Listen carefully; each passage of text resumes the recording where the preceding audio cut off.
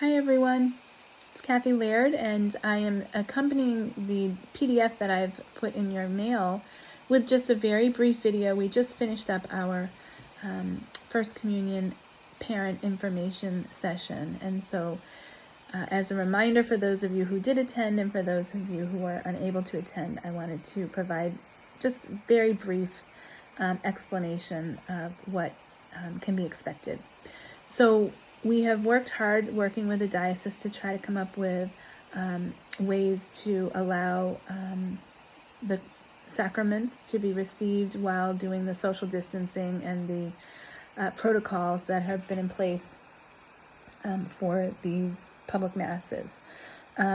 So what we came up with is we came up with 3 sessions, which will allow us to have that social distancing because we're limited with the number of attendees. So each session will allow for 6 students, 6 communicants as we call them, to receive First Communion on those dates. So our dates are all on Sundays at 12:30.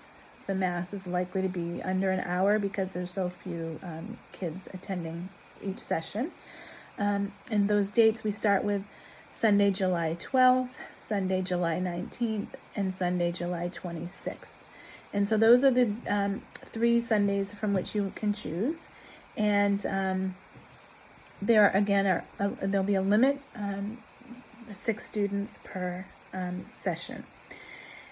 With that, you will get a family pew, so you will have a bench for your whoever you'd like to bring, up to 7 additional people. So a total of 8 individuals can be in each family pew, and that the 8th person is obviously the student. So however you want, you don't have to fill it up with 8 people, but if you would like to have up to 7 additional folks, that includes the parents, to join us, that will work out fine.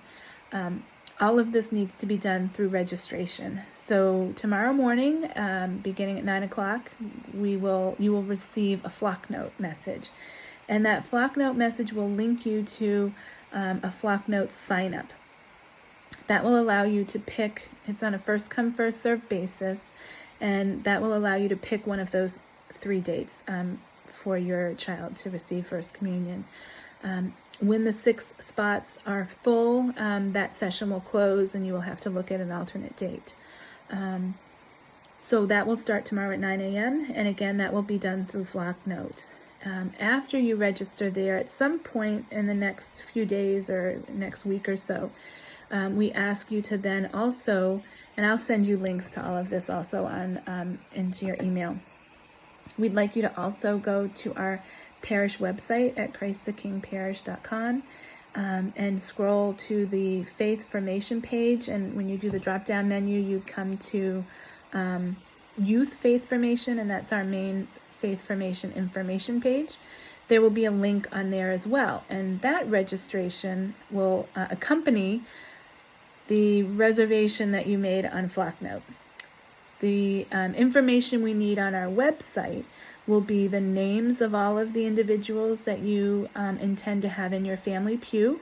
We will need names and phone numbers. And this is so that we can provide this information in case we have a need for contact tracing. It's what the CDC recommends we do. So again, every family will have a pew of up to 8 people, and that will include, among them will be your child. So it will be that child and 7 additional family members or friends. So I need you to do those 2 registrations. Additionally, I need your measurement for your child, basically their height, so that I can order the gowns. One thing I did, and you'll see in the PDF, we did talk about renting First Communion gowns. However, we are purchasing them. I have been speaking with the company from which we register, and even though they assured me that they use all of the high standard sanitation methods, they are this year providing an opportunity for parishes to purchase the robes if they feel more comfortable. And I've been assured that these are brand new robes. Nobody's worn them. They are not used. They're brand new. They'll come packaged individually. And so they are a little more expensive that way, but as a parish, we have decided it's of value to us to go ahead and purchase these for you. So your child will be getting a robe that you actually get to keep. So it'll be a keepsake. So there'll be a date in the future that we will, I won't know until I know when they're arriving, but I do need the measurements as soon as possible. I'm hoping to get those measurements from you by this Sunday. Otherwise, we'll begin making phone calls on Monday to get those measurements from you so that we can go ahead and make that purchase and assure that they'll be here in plenty of time to distribute those to you. In addition to the robes, you'll be getting the traditional gift that we give as a parish, which is for the boys, we get them the tie, which is a white First Communion tie, and for the girls, we get them a little bracelet. You'll see in the PDF the rest of the list of clothing recommendations and that sort of thing. So you will be getting, as I said, at the time you pick up the robes, you'll get the tie or the bracelet. And additionally, as you'll see from the details, the protocol, everyone is required to wear masks during the entire Mass. The only time that the mask is partially removed is during the reception of Holy Communion. So Kelly Allegro, one of the teachers, and myself, we have actually been spending the past several months making masks for people. And so we'd like to do that as a gift for all of the children receiving First Communion. So it's our intention to make masks for the kids and provide those to you at the time of gown pickup. Obviously, if you prefer to provide your own mask for your child, that's perfectly acceptable. Just encourage it to be on the plain side, no crazy masks. Ideally, it'd be great if it was white or, a soft color, but you certainly can provide your own mask. Otherwise, we're going to provide a mask anyway, and you can use it if you would like, and we're happy to do that.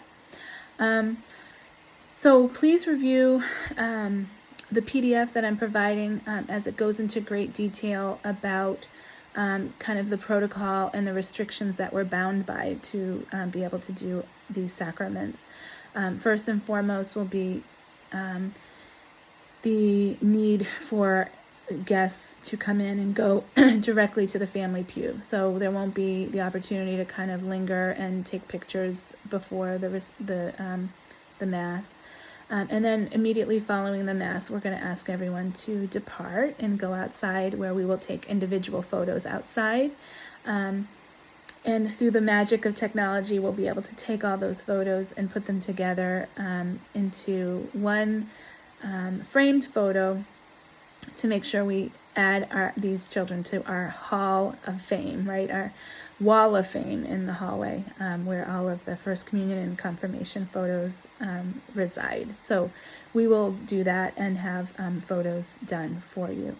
Additionally, because of the, considering the restrictions on how many people can attend, I want to remind you that everything is live streamed. So there will be a live streaming at the time of the Mass, as well as a recording for the website. So for those family members who either you can't fit because there's not enough space, or for family members for whom attending a public Mass would be, contraindicated because of health issues or, concerns, they can certainly watch it online and really be part of it that way too. So if you have a situation where none of the dates work for you in July and or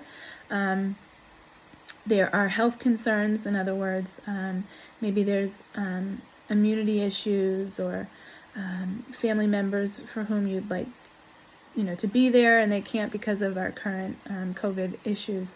I know of a couple of families that have opted to delay receiving the sacrament to the spring and doing it with the next group of confirmants. And that's perfectly okay as well. If that's something you would like to do, just please let me know for planning purposes.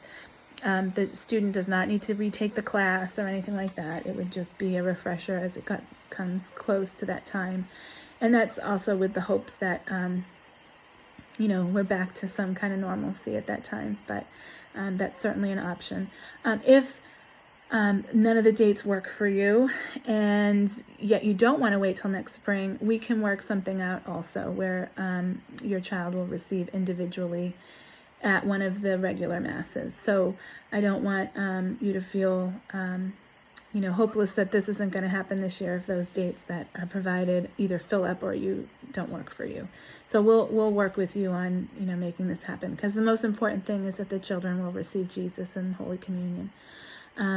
So again, please review all of the specifics in the PDF. It does cover extensively, I think, all of the details that are included, as well as the protocol.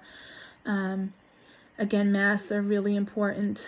Hand sanitizing when you come in. There's hand sanitizing stations when you come in, as well as, we'll try to have some in the pews so that everyone who wants to receive communion kind of hand sanitizes before they come up.